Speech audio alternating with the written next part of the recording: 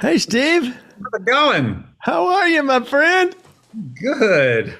Man, look at you. Head full of hair, head full of Well, brownish hair. I Man, know there's gray everywhere here, just for the record. I So love it. See, I'm all putting I, in. I don't have as much hair as you do, for the No. record. That's the hat. Woo! How have you been, man? I've been good. I've been good. Working, working on a Good. new What's project. the latest project you're working on? It's a follow-up to Show Me the Father called He Calls Me Daughter for Excellent. women who have a father wound. Oh man, that sounds great. So yeah, that's going to be done hopefully into next month in theaters March. Fantastic. I hope Wish so. you well. Yeah, yeah. So you are everywhere. I think people are probably sick of me, frankly. So So all my friends or people I know you're working with. So Seth Worley, who my son's yeah, worked with and knows and loves for for years and years, that's fantastic. wrote, directed, sketch, which you produced. Right. Yeah. My one of my best friends on the planet is Doug Powell, Oh, I love Doug. and Yes. the Graham Elliott books that you're working with that, putting We that are working, together. we're trying to crack that code to make it something that'll, work on the big screen. I told Doug I was going to be interviewing you today. He goes, two of the most creative people I know in one room. And I said, no, it's in one Zoom. In one Zoom, yes. Mike Naraki, great guy. Uh, Love him. Larry the Cucumber, you did Dead Sea Squirrels, working on that. Mike is the world's nicest guy, and it's been a packed day, but I had 10 minutes to drop into the studio and do my Dusty the Donkey voice for season two. Because, I mean, when you look at me, you think, oh yeah, talking donkey. Donkey. No, I don't think that. Your wife might say other things Yes, at that's certain times, but yes. we won't go there. And how do I know that? Because I have one as well. And then Russ Taff, you did a cover story album for him. Well, you were the one who made that really sing with all that you've done with Russ, and frankly, being able to watch your documentary, and even before I really started working with Russ, just gave me just a great background, and of course made me love him even more. He's just one of my favorite people, and it's been a blast working with him. Well, you are such a creative force. And for those who don't know, you can go to the Rick Altizer Show podcast. I did 3 episodes on you, and we did a different episode each decade. The 90s was Steve Taylor, recording artist. No, 80s. Gosh, I'm very old. man, me too. 80s was Steve Taylor, the recording artist. 90s was Steve Taylor, the producer, music producer. And 2000s was Steve Taylor, the filmmaker, and now Yeah. here we are into 2025, and you are everywhere. You're the filmmaker in residence at Lipscomb University. You are involved in educating. You're connected. You're connecting dots and finding creative people and connecting them with other things and making things happen. Steve, you're just an amazing guy. That's very kind. Thank you. Amazing creative force of nature. And you've always been that way. And I just love to see, all the people I know end up working, it's like, oh yeah, I'm working with Steve Taylor. Well, of course you are. So let's talk about Sketch. I saw Right. Sketch. I saw it Oh, last what do you night. think? I saw it yesterday. I thought it was great. Since you're asking, I do not think it's for 5-year-olds. No, it's definitely not for 5-year-olds. It is not. And What age would you put it at? Because I'm curious. it was a hard PG. I mean, Yeah, I think it's closer to PG-13, maybe PG-12. right. I think the problem is that Angel just came off of King of Kings. Right. And Yes. so people are thinking this is a kid's movie, Right. because of King of Kings, Angel, they're connecting dots thinking, oh, this is a little kid thing. So my son was in the theater. There were 5 families in the theater. 2 of them left. Oh my gosh. 2 of them got up and left. 2 out of the 5. When did they leave, and how soon in the The movie? first one left with the drawing with the blood. Oh, right. the That was pretty drawing early. and blood, you know. Right. Yeah. And then the next one left when the blue monster came and started Oh. attacking then they left at that. So And just I just how old were their kids? he said they were young, you know. So you go in with a 5-year-old, and I think this is. I mean, I don't know why we're getting into this at the beginning of our interview. Sorry, Right. Oh, that's all right. but I mean, the ads. I think they need to do a better job of letting people know this isn't for 5-year-olds, because Right. I think the color and the way it looks, you might think it's made for kids. Right. But aside from that, dude, this thing is awesome. Oh, yeah. Thanks. This thing is awesome. This is the next Spielberg. No one's making films like this. Yeah. J.J. Abrams was doing it for a while, then he stopped. And I know Seth Worley, the director, went and worked with Bad Robot and did stuff Right. with him. So Yes. he's got but no one is making films like this. Yeah. This is what makes it so scary. Isn't the some of the characters are pretty scary looking. The guy with the hood, that was pretty scary Right. looking, but it's the filmmaking. The Right. filmmaking makes it so scary. And it's so Spielberg. It's like I'm Right. watching Jurassic Park or something. It's like here, these are little cartoon drawings, and I'm scared, man. Right. Right. Yeah. Yeah. No, it's. I've always known Seth has been so great with the stuff he's done for Red Giant, and you've been involved, things you've been in with Seth. You've known him for years. This guy is just, a force of nature, an amazing filmmaker. He's been amazing from day one. Yeah. And so this film is great. It's great. I mean, it's not for 5-year-olds. Right. It's great for 12-year-olds and up, but it's Right. Yeah. great. I mean, so well made. And it's like, finally, somebody's doing something that's got heart. It's connecting. The storyline with the family was so powerful. And the filmmaking was like, all right, we got some real filmmaking happening. And you Yeah. can just see Spielberg all over it. You could see the influence. Yes, he loves Spielberg. And in fact, when he was a kid, he took individual members of his family separately to see Jurassic Park like 7 or 8 times so he could watch them watch Jurassic Park as if he was presenting it to them. So we've called this movie a cross between Inside Out and Jurassic Park, and that still seems about right. Yeah, finding, it's okay to express emotions, as long as you're expressing them in a healthy way. I thought it addressed some really important topics and things that like Inside Out and things like that, where these are going to be very relevant to a lot of families. Yeah. What's a healthy way to express anger? Those are great questions. Right. But then to put it in the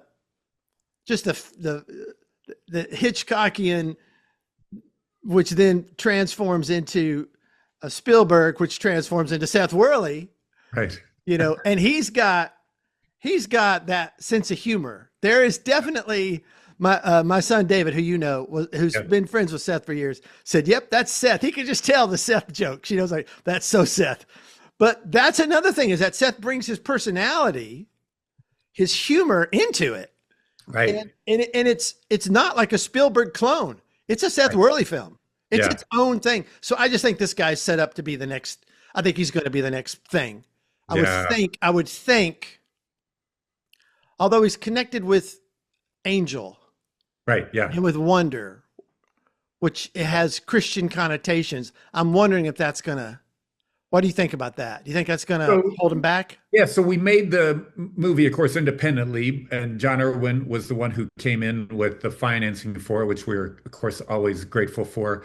Seth, as a producer, one of the things I told John early on is I said, if you want to do this, you got to give Seth, a first-time director, final cut, which is not typically something a first-time director gets, but like you said, Seth's the best filmmaker I know, and we all had confidence in him.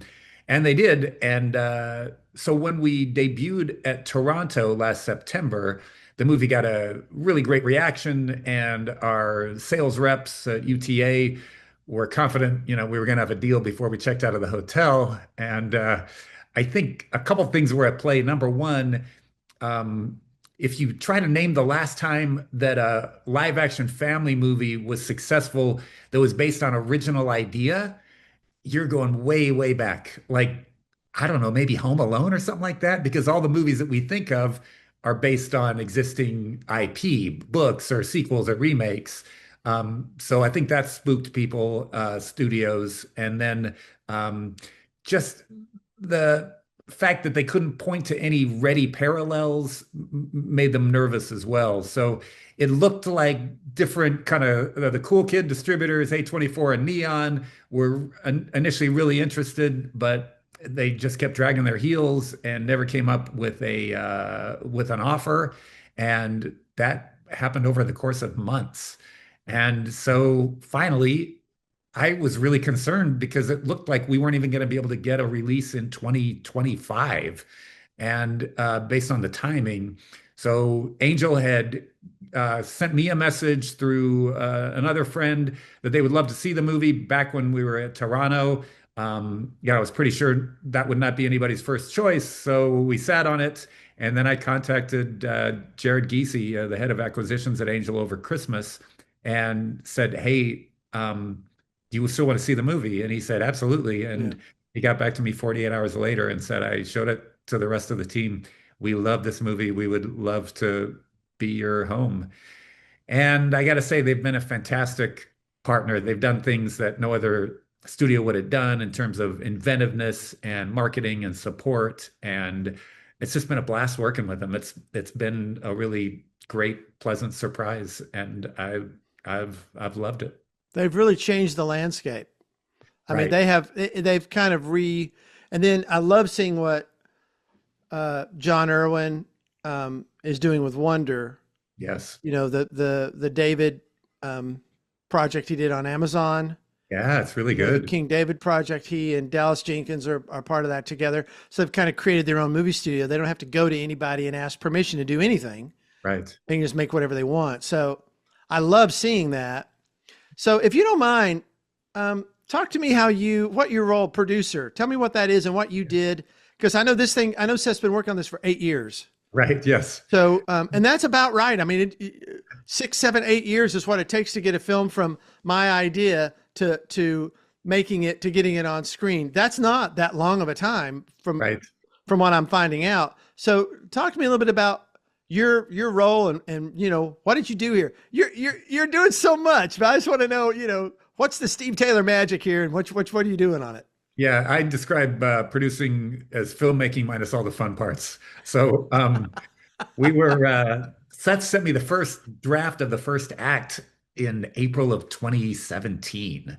Um, and at that point, we'd been collaborating on different things for 12 years. You know, he did second unit on my first movie, The Second Chance, worked on Blue Like Jazz. He's had me act in some of his short films. I've had him direct promos. Some people will remember the Kickstarter video I did where I went to the Department of Music Veterans to get my license to rock back. And that was Seth that directed that. And so we've just had a great relationship. I loved the first act that he sent me, gave him a few little notes, but I just said, man, I just want to see it when it's done. And not too long after that, he met Tony Hale. And I think they might have even met at church Yeah, in David told me they went to church together. Yeah, he said he went to right. church with him. And Tony really loved what he was reading too. I think he saw an early draft of the first act and got with Seth and gave him notes on the father character and helped him as he finished the first draft. And they connected him with some big producers in Hollywood who took the movie out to studios. It was a lot more expensive at that point.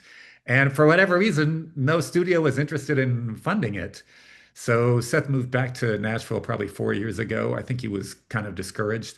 I was getting ready to go to Taiwan to produce another film, but I got with Seth before I left just to catch up. And I asked him what was going on with Sketch, and he said it's dead. And I was like, "What?" He said, "No, nobody wants it." I said, "Well, give me the latest version of the script." And when I got back from Taiwan, I got with him and I said, "We can make this movie, but we got to be scrappy, you know? We could shoot it in Nashville. You're great with visual effects. Tony's on board. He's going to do, a lot of what he wants to, what he does for free. And we can do this, but we got to stop asking permission, We just got to figure out a way to get it going." And he was like, "If you can find the money." and I'm terrible at raising money, but I had two different parties who were ready to put the money up within a couple weeks. And John Irwin, when he read the script, he loved it, and he actually upped the budget and was willing to jump through some other hoops to make it happen. So we're really grateful to John and to Kingdom Story Company, which also did a lot of the back office and were a great support as well. Um, One of the things I love about this is it was all out of Nashville. You know, we shot it in Nashville. Seth is from Nashville. I'm been in Nashville for 35 years. It was Nashville-based crew. Most of the actors outside of the leads were Nashville-based, and then we finally got to do a cast and crew screening about 3 weeks ago at the Belcourt Theater, and the mayor showed up because as I told him, I said, correct me if I'm wrong. I think this is the biggest movie to come out of Nashville since Nashville, Robert Altman's Nashville 50 years ago. There have certainly been plenty of other movies that have shot in Nashville, but it's been a long time since one of them had a wide release. Yeah, I'm not aware of any major films being filmed here, Right. Yeah. which you would think it's Nashville. You would think that wouldn't be the case, but so do you mind me asking what the budget was? So we're supposed to keep that secret, but evidently it's online. So it's somewhere south of $5 million. So I probably shouldn't say anymore, but it was very, for what you see on the screen, I think anybody would be pretty surprised. That's $100 million movie. I think it looks like that's what That's I think. $100 million movie. I agree. I mean, it's not even close. Oh Right. my good. My brain is exploding right now. This movie is so good. Right. Yeah. Well, I don't think we could have made it if it would have been a big budget movie. And I think that's probably why studios turned it down is because they were just kind of spooked at the Boy, price tag or I doubted hope what. this thing does great, and Seth can just make whatever he wants after this. Now, Yes, I agree. again, I mean, your statement. Don't ask. We want to be in a position where we don't have to ask permission, Right. Yeah. because the more permission you ask, the more just that stuff gets messed up. Right. Right. And Seth, I'm sorry, but Seth's got so much vision. It's Yes. so clear. He knows exactly what he wants to make. The more Right. you get in the way of that, the more you're going to mess it up. Yeah. No, I agree. And you know what it's like. Like when you ask permission, you're trying to get people to put up money, and lots of times, the people who are asking for money don't have skin in the game. In this case, Seth worked for not nearly what, he would have been able to get from a studio. Tony Hale was my fellow producer, did that for nothing and barely got paid as an actor. I've done the whole thing for free up until it's successful. At one point, my wife and I even took out a $100,000 loan because we needed to get the visual effects done before some rebate money came. And so a lot of people have given a lot to make this movie happen. Wow. I'm floored. I'm floored. Steve, so you came in, this thing was dead, and you breathed life into it. You said, we can do this. And so part of the producer job is to inspire the artist. He's a creative, he's not a business guy. That's not what he does. Right.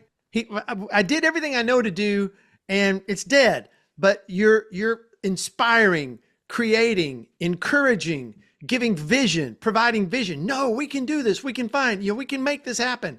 And you kicked the ball and you made it fly. I mean, amazing. And now it's in theaters. Right. Well, like you said, you know Seth's work. So I think anybody who knew what he'd done before and knew how he'd done it with so few resources would want to bet on his talent. No brainer. Yeah. Oh man, I hope Hollywood comes calling for him. I hope think- Spielberg sees it. I know J.J. Abrams will see it because he worked for J.J. And J.J. Well, knew what he had. J.J. knew right. how talented he was. When we were at Toronto, after our screening in Toronto, two people from Spielberg's office said, Steven's got to see this. And so we actually sent Steven Spielberg a link. And the next day, we're out doing press, and we end up in a green room with, I forget the name of the actor who plays young Steven Spielberg in The Fabelmans and was also playing Lorne Michaels in that movie Saturday Night, about Saturday Night Live. And so we're having a conversation with him, and a few hours later, I realized, oh my gosh, we were talking to young Steven Spielberg while old Steven Spielberg was actually watching our movie, and evidently he loved it. And Seth ended up having a meeting at Amblin. Spielberg was not in town for that meeting, but so that was a big moment for Seth. Wow. Wow. Well, I mean, we'll see how it does. I mean, I can't imagine Who knows? this not being successful. I mean, I think, yeah, I mean, they need to get the word out. It's not for 5-year-olds. They need to Yes, do a that's better right. job of that. But I mean, they do. I mean, they Right. do because Yeah. that's going to hurt their brand, you Right. know. Um, but you're 96% on Rotten Tomatoes right now. Right. Yeah. You Yeah. know, We the were reviews are in and 100%. they're great. I mean, they're great because it's a great film. Yes. Oh, I am thanks. blown away that you did this for that. Wow. Wow, Steve. Great job. Thanks. Great job. You've got to be okay. You sit and you watch this thing. You're seeing it. You go into Right. a theater or something, you watch it whenever that was. Right. I've watched it probably 25 times on a big screen. But And that first time when it was dead, right. and you know, not that you did it, you know, but that I know. you were used, you were a big part of why it's on the screen right now. Tell me what that felt like. What were your emotions? What were your feelings watching it the first time on a big screen? Well, the first time I watched it on a big screen was a test screening in LA. And at that point, probably two-thirds of the monsters were not done. So that version had a bunch of arrow here, arrows that said monster goes here. So it already played pretty well in that regard, but I don't think that's the best way to, see the movie. So it played well even then, but once it was all done and the visual effects were done, and I need to give a shout out to a guy named Sean Devereaux who saw that early cut and knew that we were, running out of money and we needed help. And he is John Irwin's visual effects guy. And he said, I want to help you get this done. And he came in and called a bunch of favors and helped us get it finished in the grand style that you saw. So, but yeah, I still love watching the movie on a big screen. I still So watch it every time I the can. first time, it's First all put time, together. Tell me yeah. what you felt. What were you First thinking? time when it was really done was pretty overwhelming. And because the movie has a big emotional payoff at the end, um, that was the thing that surprised me the most. And it still surprises me because I still get kind of choked up every time it gets to that moment. And part of that's because it's a really good writing and really good directing, but Tony Hale is fantastic and the kids are all great. And so we had a really exceptional cast. So were you feeling proud? What were your emotions? Tell me about what I want to know what they are. Well, Were you proud? I was happy for Seth too because he's been ready to make a movie for 10 years plus, right? Yeah. And to see him finally, get his dream and to see it be that good. Oh, it's Uh, so good. Oh, it's so good. and then ultimately, there was a space when I didn't know if it was going to go anywhere except straight to streaming and a not very good deal. So to have Angel come in and just blow our expectations out of the water as far as the way they underpromised and overdelivered at every level.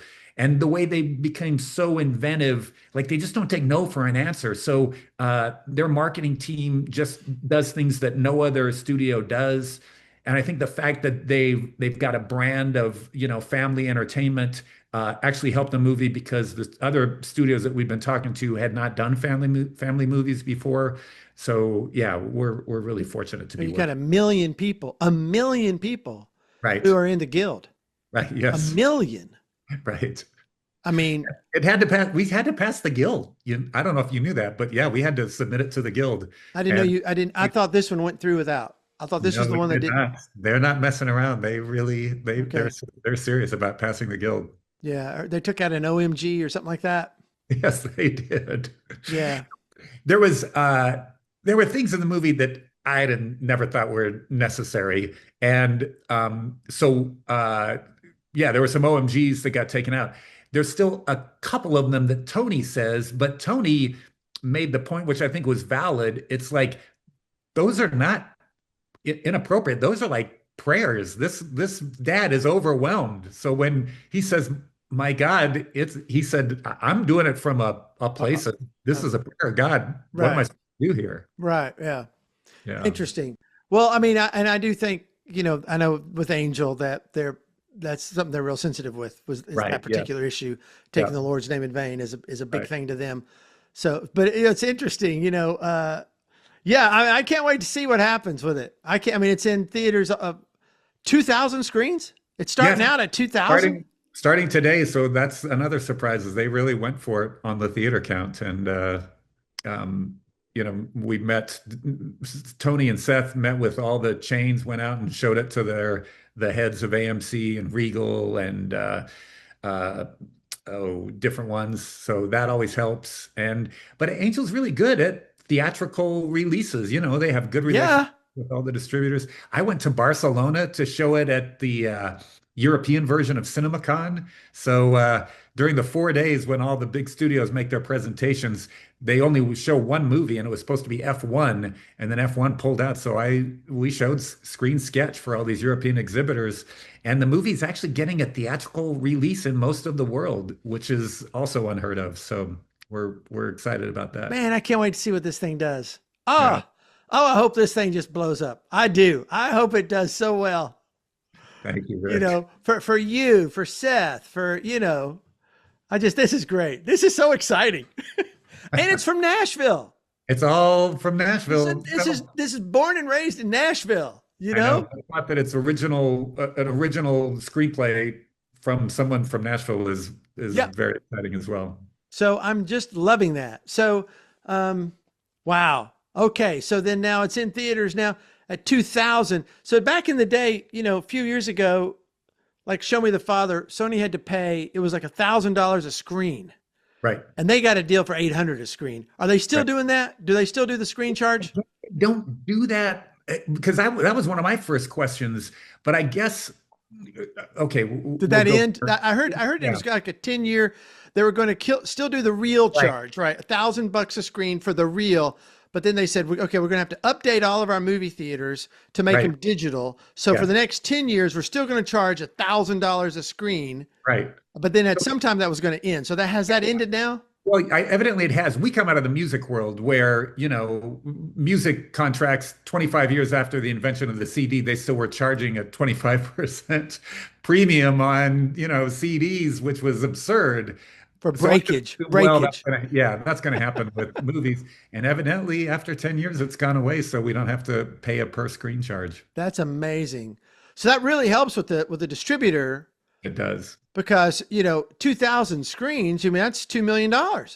Yeah, well, that's the thing. Yeah, if it wasn't, it would be a lot harder of a mountain to climb if you still had to do that. Yeah, So that's like Show Me the Father was like 1,300 screens because of that, and Yeah, 800 a pop.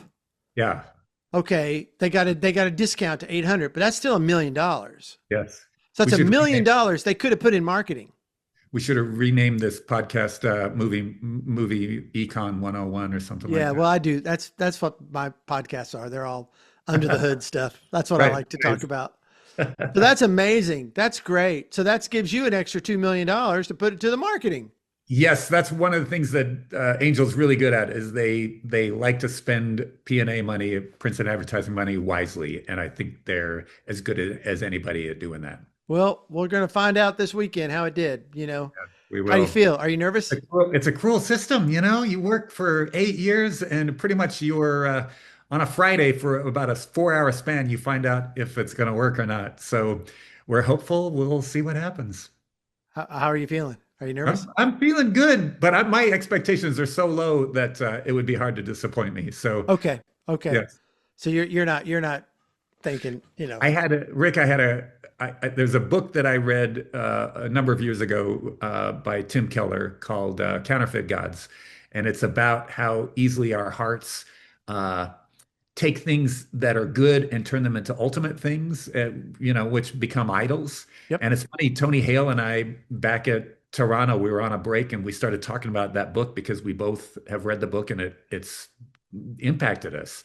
And then at church on Sunday, the pastor quoted from that same book and talked about idols. So it was just a reminder to me I love this movie. I hope it does great. If it does great, I'll be really happy. But if it doesn't, I'm still good. Yeah. We're idol factories. We are idle. Our hearts are idle. I love Factories. Yeah. Keller. I love Yeah. Timothy Keller. We're idol fact. We make idols out of everything. No, That's that's a right. great thing. It's like I can't make an idol out of this film or out of success or what I think. My identity, my being has to come from Christ. Period. Right. That's right. Not from anything. You know what? Well, while we're on the subject, listen, this thing we just talk about everything on this. Yes. I make an idol out of my wife probably 3 times a week, Right. maybe more, where I'm expecting her to meet some need in me, Right. to validate me, to Yeah. help me to feel that I have worth and value and respected and whatever word you want to put in there. Yeah. And she's a great wife, but she's just not the best Jesus, and neither Right. am Right. I. Yeah. And only Jesus can give me that. So that's a great way to look at this because you spend so much time, so much energy on this thing. And so your self-esteem's tied up in it. If it's successful, then I'm successful. But if it's a bomb, then that means I'm a failure if I'm tied to it. Yes. Yes. But if it is a bomb, don't expect me to be hanging around coffee shops anytime soon. I'll probably go into a little hibernation. So yeah, a couple weeks. I don't think it's going to be a bomb. There's no way. This thing's too good. It's too good. There's just no way. That would be the crime of the century for sure. Supertramp would have nothing on that. All right, nice. So, let's. So then So tell me what you did. So you got the script, and then Yes, so what did you do? We can do this. So then right. what actually did you do? So step one was to see if anybody had some money they would want to put in, and I met with a couple different parties. One party is here in Nashville. A friend of mine, Shannon Houchins, who is a entrepreneur and producer and a music entrepreneur, and had released some movies, including one called Old Henry, that was a really fantastic Western that he made for a very low amount of money with his director Potsy, and it debuted at the Venice Film Festival and went on to didn't have a big theatrical release, but was well received and on a lot of top 10 lists. And Shannon is just a guy that I really admire for his kind of chutzpah and ability to make things happen. So I sent him the script. I'm probably talking more than I need to, and he was No, really no, I love it. Go. and so I started talking to him about, what this might look like. And then I was meeting with John Irwin because his company Wonder Project is licensing an animated series that I produced for Mike Naraki, the co-creator of Veggie Tales and voice of Larry the Cucumber, a new animated series called The Dead Sea Squirrels. And so we were having a breakfast meeting about that. And at the end of the meeting, he said, "Hey, what else are you working on?" And I said, "Well, I've got this script by my friend Seth Worley." And he said, "Wait, Seth Worley," he said, "is that the guy who did that short film Dino Feast?" And I said, "Yeah, that's his." He had just seen it, and it was a thing that Seth collaborated on with one of his daughters about dinosaurs, hand-drawn dinosaurs like eating other dinosaurs, and really cute and funny. And he was like, "Oh man, I love that short." He said, "Any chance I can see the script?" And I said, "Yeah." I said, I mean, I think I've got someone else who's interested." But I sent him the script, and he got back to me like 48 hours later, and said, "Oh, we got to do this." So he was I mean, couldn't have been better. He was one of those guys who gave us the money, was very hands off, but was also very supportive.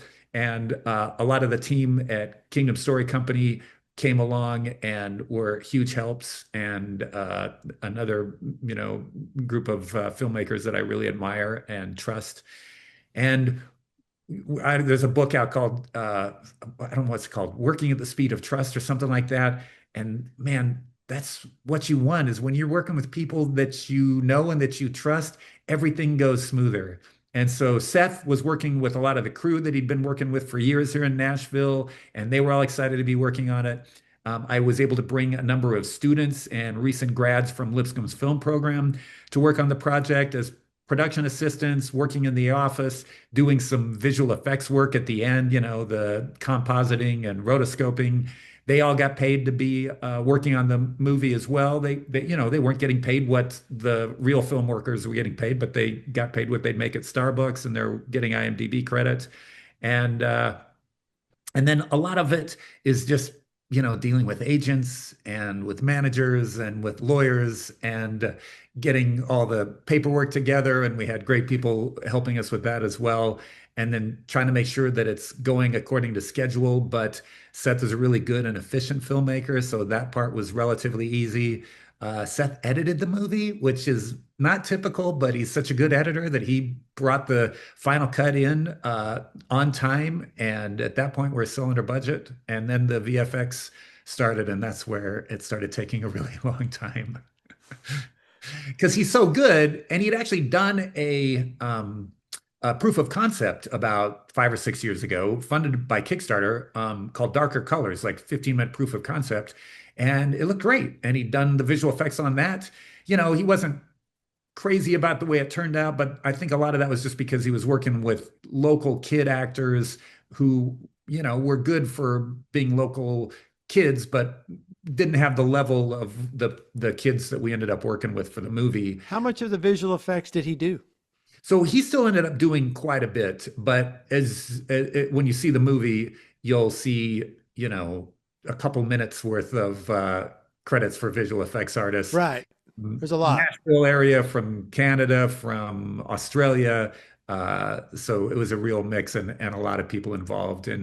But a lot of people wanted to work on this because they love Seth and they've seen his work and they've been following him for years with Red Giant and his short films and all the things. So, are you negotiating deals? Well, yeah, yeah. I mean, that's part of it. So you're in there negotiating the Yes, splits. You're negotiating. I love that. Well, if you want to work with Seth, he's got to get final cut. that's right. And I'm not I mean, I try to always stay friendly, but sometimes, you have to say in a friendly way, uh, I'm sorry, this is a really tight budget. I'm not making a dime, and that's the deal. And if you want to do it, this is what we have to pay. And when agents don't like to hear that ultimatum, and sometimes they get really upset, but the fact that they're not used to hearing people whose yes is yes and no is no isn't really my problem. So what makes you want to do? This is a lot of work. Yes, This is a lot of work. This is travel. This is expensive travel. You've got airfare, hotels, food. In the cities you're going to, the hotels aren't cheap. right. And you're doing this at your cost. What makes you want to do that? I mean, what kind of project comes along where you go, I'm all in and I'm even going to do this. I'm going to, out of my pocket, I'm doing Right. this. Well, thankfully, I have some other sources of income that help support my filmmaking habit, so that helps. Um, we're not wealthy by any means. I'm here in a house that we rent, but God has provided enough for me to be able to take risks like this. And my wife is pretty extraordinary, and she goes along with it, so that helps a lot too. What made you think this was something you needed to take that risk on? Just the script was so good, and Seth is so good. If it had just come from a source I didn't know, I think I'd still be impressed with the script, but I would probably think what the Hollywood studios thought is like, well, I don't know if a first-time director could pull this off. But since I knew Seth, I knew he could pull it off, and I just felt like I know we can get this done. I know we can do this. Like those investors who are investing dollars, you're saying, I believe in Seth. I believe in this. I'm going to invest. I don't Right. have dollars to invest, but I'm going to invest of my time and my talents and my Yeah. giftings to this film Right. and to One of the bring this to things, pass. right. One of the things that I'm really big on, and that, even with some of my collaborators, I had to be really clear on is uh, we now have a sacred trust to try to get the people that gave us money, try to get them their money back. And understand that I'm going to do everything I can to make sure that they get their money back, if at all possible, because it's a really speculative business and there's no guarantees. And sometimes I would hear, hey, they're big, you know, they're adults, they're fine with losing money. It's like, well, then I guess you've never done this before. But no, people are not just fine with losing money. I've been in situations with Blue Light Jazz where I thought it was going to be financially successful and it was not. And investors lost about half the money that they put in. I still carry that baggage with me. One of the main investors just wrote me yesterday and was congratulating me on the launch of Sketch. And so they were all ultimately very kind. But man, I do not want to be in a position where people trust me with money and it doesn't work out. So Yeah, I uh, get it. yeah, so that was a big one. And I think probably it's hard for people who haven't done this before to understand just what a big deal that is and how far I will go to try to treat other people's money as if it was my own. So you're taking a script from Seth Worley, you're bringing it back to life. You've got the Dead Sea Squirrels, Mike Naraki. You're helping to get that going. You've got a guy who's a great friend, writes these Graham Elliott books, and you read the books. You go, these need to be movies. I Right. want to try to help you with this. You see Russ Taff singing. You go, you know what? We need to get this guy. We need to do something to help this guy. So there's this ongoing. I want to take these projects and make them visible. Talk to me about what's driving that. Um, yeah, I think, you and I are recording artists and we've done projects before. And we've had things that are successful and things that don't work. And there's nothing that hurts quite as much as if you feel like you've done something really good and it never really had a chance because there wasn't the support behind it. So when I started the Squint record label, I had already produced the Six Months None the Richer album, and we'd just done it. I did it using credit cards, and they just didn't trust anybody. Their record label had gone bankrupt, and they asked me if I'd start a record label. And I just thought this album is too good to not get the support it needs. So that was where the Squint label started because I wanted them to have a real shot with this great project. And you still can't walk into a Ross for Less and not hear "Kiss Me." You That's just right. can't. That's right. If you've never heard that song, you were raised by Amish parents. So, and same thing with, films. It's like you work so long on them that you just want to see them have a shot. And sometimes, with Blue Light Jazz, we felt like audience was going to really react well to that, and it had a, at the time the biggest Kickstarter raise of any project, and it looked like it was headed for success, and it was not successful at all. So, you brush yourself off and you see what happens the next time around, but hopefully you learn from those experiences as well. And one of the things I learned from that experience is going into this week is my expectations are very low because the last time around I had high expectations and they were disappointed. So better to keep them in check.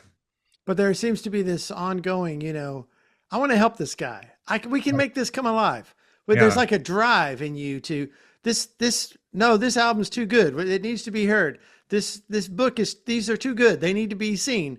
The script is too, I mean, it just seems to be this ongoing gifting you have to take people's visions and say, I can make this. I think I can make people know what this is and can let people be aware of it. Well, I have so many friends and supporters and collaborators that at minimum I can say I'll do my best and I'll try to use whatever resources and friendships that I have to help.